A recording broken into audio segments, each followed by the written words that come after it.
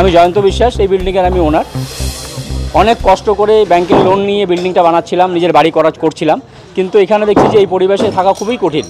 আজকে আমার বিল্ডিংয়ের ইলিগেল হয়েছে, তার জন্য আমরা অনেকবার অ্যাপ্লাই করেছি যে এই বিল্ডিংয়ের যদি ইলিগেল হয় আমরা পোর্শনটা দেখিয়ে দেওয়া হোক, কোন পোর্শন অ্যাকজেটিস ইলিগেল আছে আমরা সেটা ভেঙে দিব যদি আমাদের ইলিগেল হয়।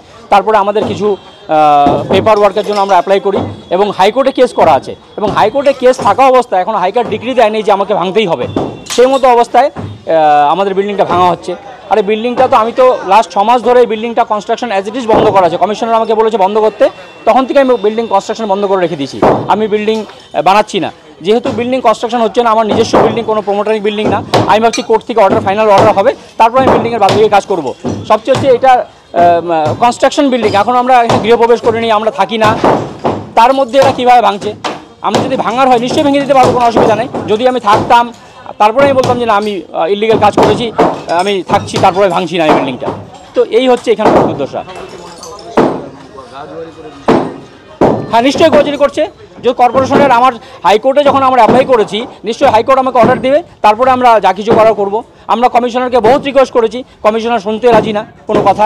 আর একটা মানুষ বহুত কষ্ট করে বাড়ি বানায়, এটা কমিশনার বোঝা উচিত যে মানুষ বহুত কষ্ট করে বাড়ি বানাচ্ছে পয়সা নিজের ব্যাংকের লোন নিয়ে। উনি তো হচ্ছে যেদিন ওনার যদি এরকম কোনো ইলিগাল কেউ নিজের বাড়ি ভাঙবে তখন সে বুঝতে পারবে যে তার কতটা কষ্ট হয়। আমাকে নোটিশ আগে দেওয়া হয়েছে, আজকে লাস্ট 13 মাস 2 মাসে কোনো নোটিশ নাই। হাইকোর্টে যখন আমরা কেস করেছি, হাইকোর্টে যখন কেস চলছে তখন তো তারপরে তো নোটিশ যে ভাঙবে সেটা তো আমাকে দেওয়া উচিত, যে না তোমার কেস ফাইনাল হয়ে গেছে, তোমাকে আমি নোটিশ দেবো। এটা তো কোন ধরনের, কোন সমাজে আমরা বসবাস করছি? 100% এটা আমরা হাইকোর্টে দেখবো। এই যে যত ইলিগাল যা পোর্শন হচ্ছে, এটা যদি ইলিগাল আমরা পেয়ে যাই, তারপর আমরা আবার আইনি ব্যবস্থা নেব নিশ্চয়ই, তখন দেখা যাবে কি হয়। এখানে জাস্ট এই পোর্শনটা ওরা ওদের মতন ভাঙছে, আমি কিছুই জানি না আজ পর্যন্ত আমার ইলিগাল পোর্শন কী আছে না আছে। ওদেরকে বারবার বলা সত্ত্বেও ওরা বাস ভেঙে দিচ্ছে এখানে।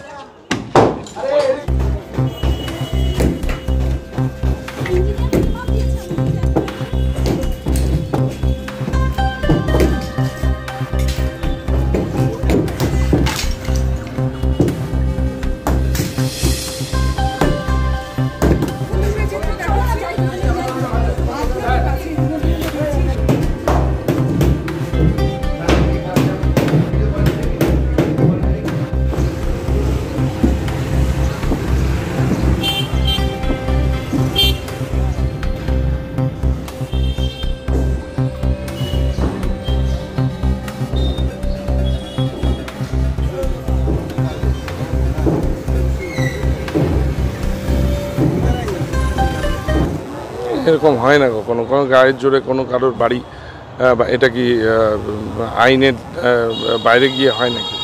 উনি কোর্টে গেছিলেন, কোর্টের ডিরেকশানে কমিশনার ম্যাডাম এই বন্দোবস্ত নিয়েছেন। ওনার যদি কিছু বলার থাকে উনি কোর্টে বলবেন, কোর্টে বলুন। উনি কোর্টে যখন চলছে তো কোর্টেই বলবেন। কোর্ট নোটিশ ছাড়া কখনো এই জিনিস হয় না। আর উনি কোর্টে যখন উনি বলছেন, কোর্টের উপরে আস্থা রাখুন, কোর্টে যান না। কোর্ট যদি বলে যে এটা বেআইনি হয়েছে, শাস্তি দেবে।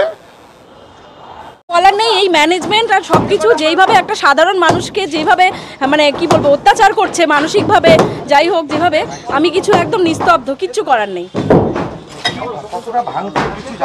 কিচ্ছু বুঝতে পারছি না। আমি ট্রিটমেন্টে ছিলাম, আমি আর আমার হাজব্যান্ড পরশুদিন আমরা রাতে দিল্লি থেকে এসেছি।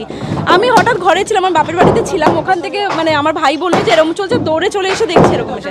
আমাদের হাইকোর্টে স্টে অর্ডারের জন্য আমরা অ্যাপ্লিকেশন দিয়েছি, সব কিছু করছি, যা যা ব্যবস্থা করার দরকার করে যাচ্ছি। হঠাৎ করে উইদাউট ইনফরমেশনের অনেক আগে এসেছিল যে আমাদের এটা ভাঙতে হবে, কিন্তু তারপরেই তো আমরা হাইকোর্টে কেসটা করেছি, তো আমাদের সেইটুকু সময় দেওয়া হবে? সেই সময়টাও দেওয়া হয়নি।